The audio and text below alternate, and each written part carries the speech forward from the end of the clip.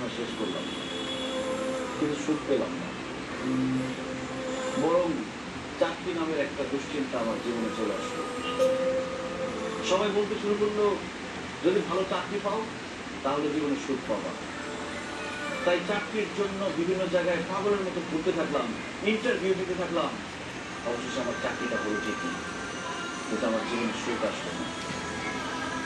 অফিসে কাজের প্রেশার, বসের প্রেশার, প্রমোশনের প্রেশার, আমার জীবন থেকে সুখ আরো বেশি হারিয়ে গেল। এরপরে ভাবলাম, জীবনে যদি একটা বউ আসে তাহলে হয়তো জীবনে সুখ আসবে।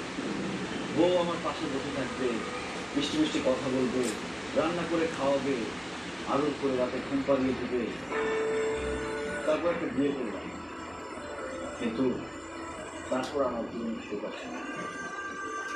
অফিসের প্রেশারের সাথে আমার জীবনে আরেকটা প্রেশার যোগ হলো, সেটার নাম হচ্ছে বউয়ের